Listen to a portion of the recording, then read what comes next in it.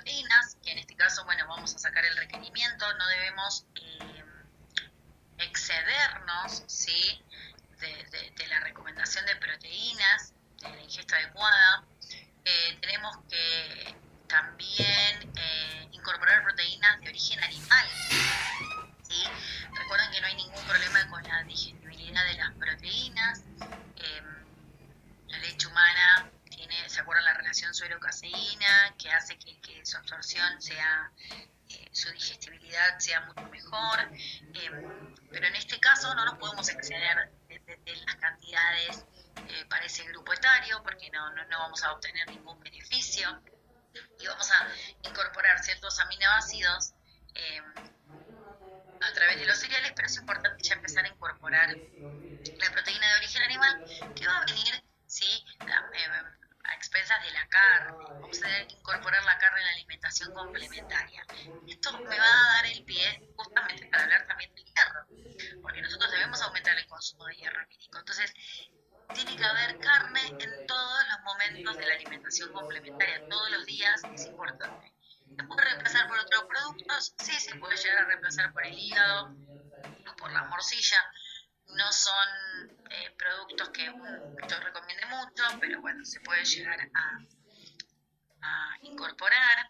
Eh, y bueno, tenemos que tener en cuenta todo lo que son los factores facilitadores e inhibidores de la absorción del hierro, ¿sí? Así que retomen todo lo aprendido en Nutri2 porque es importante que les va a permitir razonar también en lo que es la alimentación complementaria. Eh, Bien, algo que me olvidé de decirles con respecto a las proteínas es que un exceso, ¿se acuerdan que contribuye a aumentar la carga renal de soluto? Y nosotros no queremos, por más de que este riñón ya llegó a un 60-80% de su maduración, tampoco lo vamos a exprimir por una ingesta inapropiada de proteínas, ¿sí? Y otro tema que no les dije con respecto al hierro es que si bien sabemos que a partir de los 6 meses es muy probable eh, el niño no cubre el requerimiento de hierro, ¿se acuerdan? Porque dijimos que hasta los 6 meses utilizaba sus reservas hepáticas, pero que ya después no iba a ser posible. Entonces, tenemos que contribuir de alguna manera a colaborar, ¿sí? Para poder cubrir esta ingesta, esta recomendación de hierro, ¿sí? A través de la alimentación.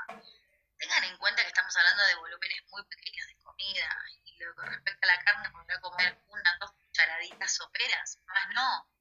Eso es algo que tampoco les dije en el aceite. Como los volúmenes van a ser muy pocos, yo no les voy a poder decir a esa mamá o papá o responsable de alimentación de los niños que le ponga 2 cucharas de aceite. Tiene que ver, por supuesto, va a estar relacionado con el volumen de alimento que esta personita va a ingerir.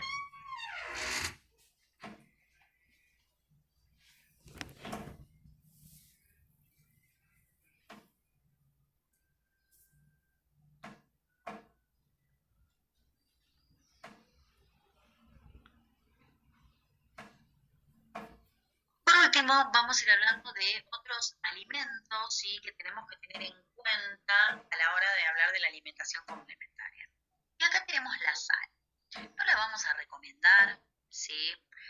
De ninguna manera. Tratemos de que el niño no, o que el responsable de la alimentación no utilice la sal para condimentar.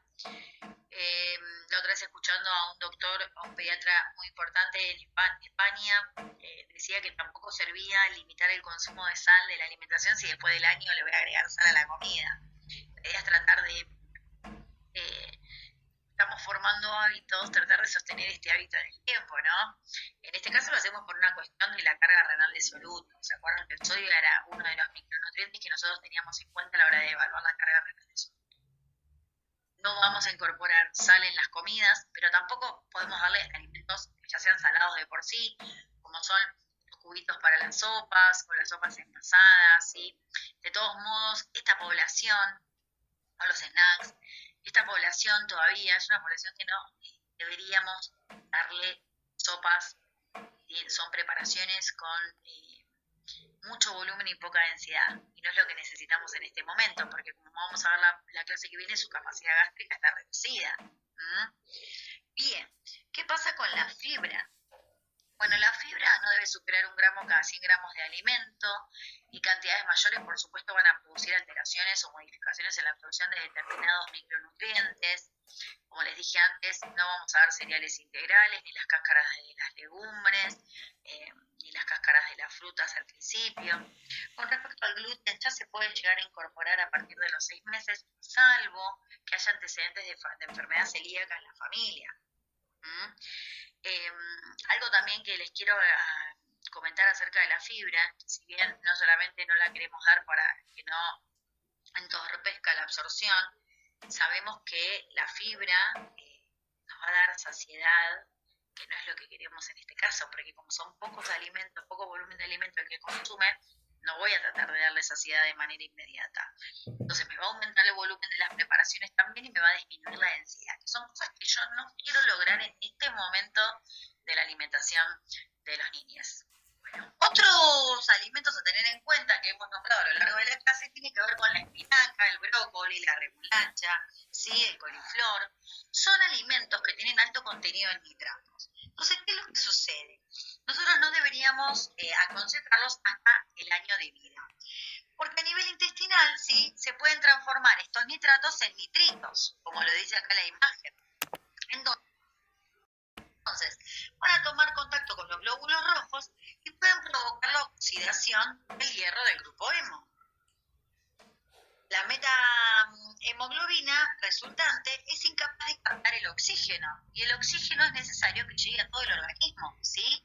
¿Ven? Entonces, la metahemoglobina, sin funciones de transportar el oxígeno, entonces, ¿qué es lo que se puede ocasionar en este caso?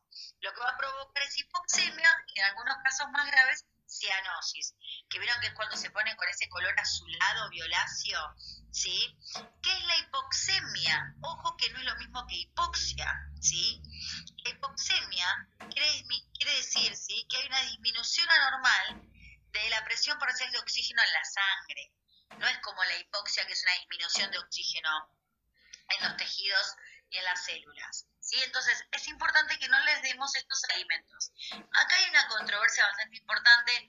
Muchos pediatras generalmente dan y les hacen hacer papillas a base de espinaca a las mamás primerizas o a las mamás o papás, ¿sí? Entonces, es importante que nosotros como licenciados en nutrición tratemos de educar o de realizar alimentaciones alimentarias en donde no se ingieran estos alimentos o no se incorporen antes del año de vida del niño o la niña. Bueno, otro aspecto a tener en cuenta son los cuerpos esféricos, como ven en las imágenes, ¿sí? Las arvejas, las lentejas, el choclo, los granos de choclo, las uvas, ¿sí? O los pedacitos sólidos como buen verde manzana o algún caramelo, ¿sí? Esas cosas no se las tenemos que dar a esta población. Son esta forma esférica, ¿sí?, lo que puede hacer es generar que el niño se asfixie. Entonces, en todo caso, si queremos darle, tendríamos que darlos de manera de papilla o rallado, en una consistencia muchísimo más blanda que haga de que, o que no me contribuya a pasar por un proceso de asfixia por aspiración, ¿sí? A ver, puede pasar a todos en realidad, pero en este caso, recuerden que no hay un proceso de masticación bastante completo, ¿sí? Y el niño se puede aspirar. Y la verdad que es una situación bastante riesgosa. Entonces, nada de cuerpos esféricos hasta después del año. Pero sí, para ir finalizando, ¿sí?, con estos alimentos que no debemos tener o incorporar en lo que es la alimentación de transición, en esta alimentación complementaria, bueno, vamos a darle cierre. ¿Nos quedan estos complementaria? Bueno, vamos a darle cierre. Nos quedan estos últimos. La miel no la podemos dar hasta antes del año de vida. Esto tiene que ver por el botulismo, ¿sí? Y más que nada por la inmadurez del sistema digestivo. nada más que por eso. Ya una vez pasado el año, el niño o la niña podría comer miel sin ningún tipo de problema, por supuesto, cuidando las cantidades y teniendo en cuenta el efecto cariogénico, ojo, y la cantidad de hidratos de carbono simples.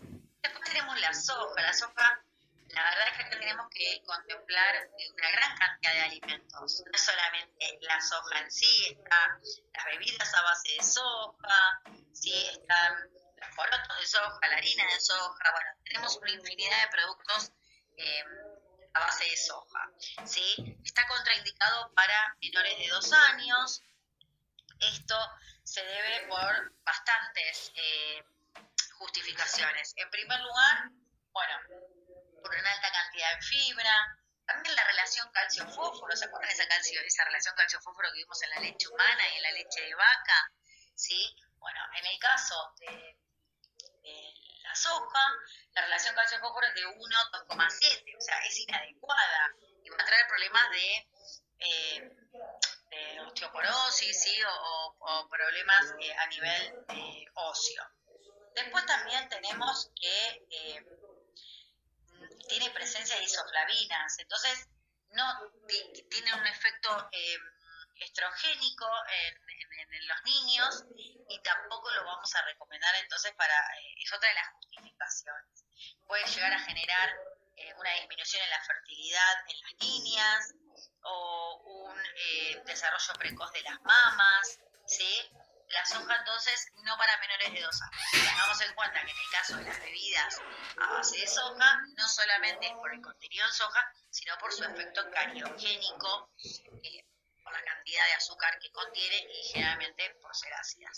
Después tenemos los picantes, por supuesto, irritan la mucosa del tubo digestivo, no lo vamos a aconsejar bajo ningún punto de vista y aparte es importante que aprenda a conocer los alimentos propios que tienen los alimentos, ¿sí?